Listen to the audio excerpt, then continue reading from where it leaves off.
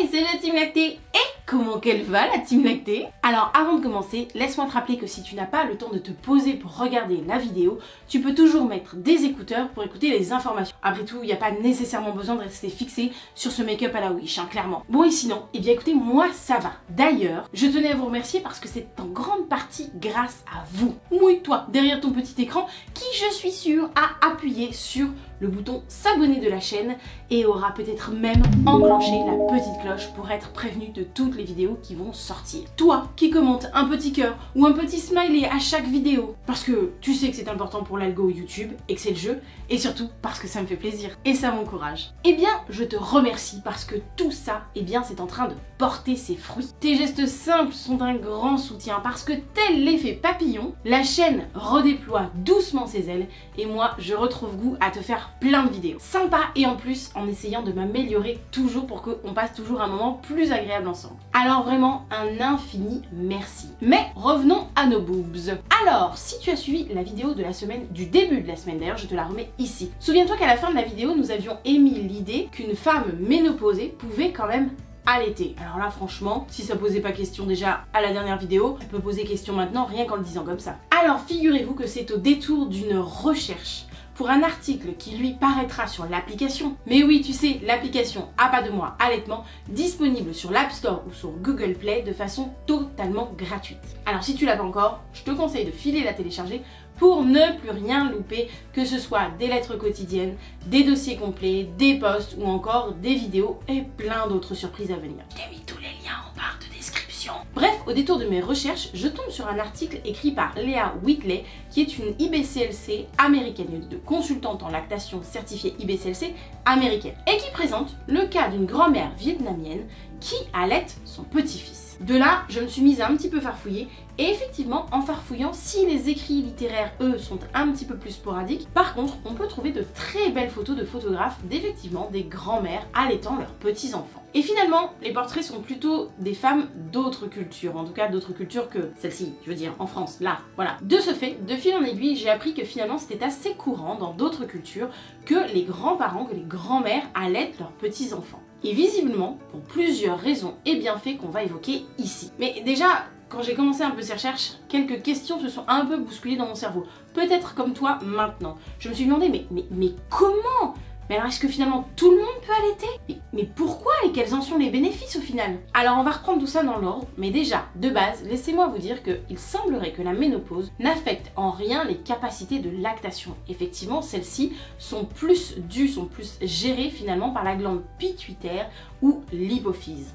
Excuse-moi, vous permettez. Donc l'hypophyse ou la glande pituitaire est donc un très petit organe ayant chez l'homme, avec un grand H, hein, s'entend bien sûr, à peine le volume d'une petite noisette, pesant environ 60 grammes, reliée à la base du cerveau par la glande pituitaire. Elle est située à l'intérieur de la boîte crânienne, dans une dépression osseuse, la selle turcique. Dans le cadre de la lactation, c'est l'hypophyse qui génère de la prolactine. Ben si, la fameuse hormone responsable de la production de lait. Dans ce contexte, la présence d'ovaires ou d'utérus importe peu finalement, ainsi que la production d'autres types d'hormones.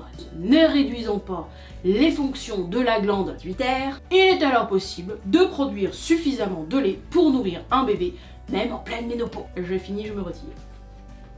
Merci Doc, c'est gentil, mais enfin vous m'avez cramé la moitié de la vidéo quand même. Hein. Toujours besoin de faire son intérêt. Bref, comme on peut se l'imaginer, beaucoup de personnes sont étonnées, moi la première, de voir une grand-mère en capacité d'allaiter.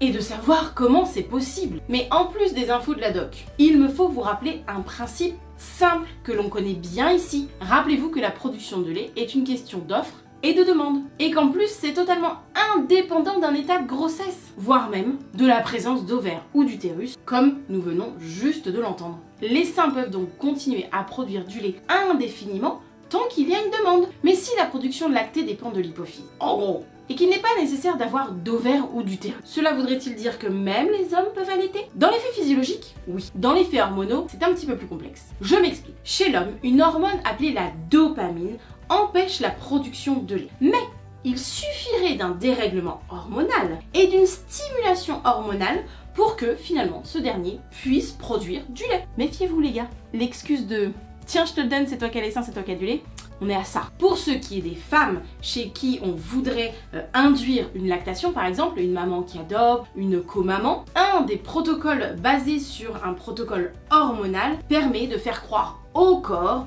qu'il est en attente d'un bébé et qu'il doit donc produire du lait pour ce bébé.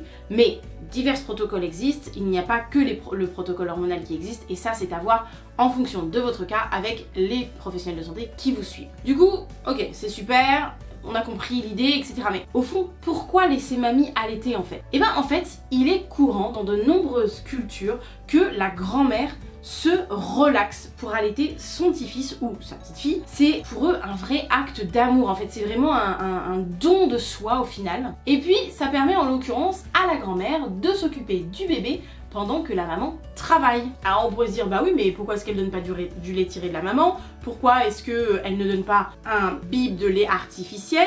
Pourquoi est-ce que, voilà, toutes les on va dire, les astuces que nous on connaît quand on fait garder notre bébé, pourquoi elles mettent pas tout ça en place finalement? Eh bien, on peut raisonnablement imaginer que finalement, le tire-lait ne fasse tout simplement pas partie de leur connaissance, ni même de leur coutume. On peut aussi imaginer que l'expression manuelle, finalement, n'est pas quelque chose de nécessaire, puisque finalement, culturellement, il est admis que la grand-mère garde les petits-enfants et les allaite. Donc comme c'est culturellement admis, tout ce que nous on met en place pour faire garder nos bébés dans notre société, nous, en France en tout cas, et je peux parler que d'ici, et ben en fait tout ça, ça n'est même pas, vous voyez, ça n'est même pas dans les mentalités. Prenez le parallèle avec les coliques. Les coliques, on sait que c'est un mot, déjà ne serait-ce que le mot et le concept sont vraiment issus de sociétés très capitalistes, très médicalisées. Mais vous allez dans certaines cultures, le concept même de colique n'existe absolument pas. Pour eux, ça fait partie du développement de l'enfant. Attention, ça ne veut pas dire qu'ils ne font rien, mais ça veut juste dire que le concept n'existe pas. C'est juste normal parce que c'est comme ça qu'un bébé doit évoluer. Point barre terminé. Ça veut pas dire qu'ils font rien, ça veut pas dire qu'ils essaient pas des trucs, mais vous voyez ce que je veux dire, le concept n'existe pas. C'est une espèce de logique de continuité. Et bien en fait dans ces cultures-là, on peut tout à fait imaginer que ce soit tout simplement une logique de continuité. Pourquoi avoir un tire-lait? Pourquoi faire de l'expression manuelle? Pourquoi faire tout ça pour... Non, alors que culturellement il est admis que la grand-mère en fait, je pars, elle prend le bébé et elle l'allaite. Ça fait partie du quotidien, j'ai envie de dire. Et quelque part, que ce soit comme ça culturellement admis et que ça coule de source, les jeux de mots, eh bien ça libère de la charge mentale aux mamans, mais aussi émotionnelle et corporelle. Et oui, ça libère de la charge mentale, émotionnelle et corporelle de la jeune mère. Effectivement, quand t'as pas à penser que tu dois tirer ton lait, quand t'as pas à penser que tu dois laver ton tire-lait, que tu dois conserver ton lait, etc. Toute cette masse d'informations, de choses auxquelles tu dois penser, finalement tu ne l'as plus. Finalement, tu ne l'as plus et donc ça n'impacte pas ta charge mentale. Et puis finalement, le fait que la grand-mère allaite les petits-enfants, eh bien ça permet le développement et l'entretien du lien social du petit en interaction dans sa tribu ou sa meute. Mais aussi, la tribu ou la meute va développer un lien d'attachement avec ce petit qui sera d'autant plus fort, ce qui assurera au petit une meilleure protection, tout en garantissant au bébé d'avoir finalement un aliment qui lui sera toujours parfaitement adapté, puisque finalement c'est le lait humain avec un grand H qui est adapté au petit de l'espèce humaine avec un grand H. Et oui, rappelez-vous par exemple que dans la religion musulmane, il est admis que si une maman ne peut pas allaiter son petit pour X ou Y raison, elle peut faire appel à une autre femme, qu'elle soit de la famille ou extérieure, pour finalement nourrir son bébé. Donc quelque part, ce genre de procédé existe déjà. Finalement, je trouve ça incroyable que la ménopause ne stoppe pas nos fonctions physiologiques maternantes. Notre société a quand même une fâcheuse tendance à faire croire aux femmes ménopausées qu'elles ne servent plus à rien. Que ce soit en tant que femme,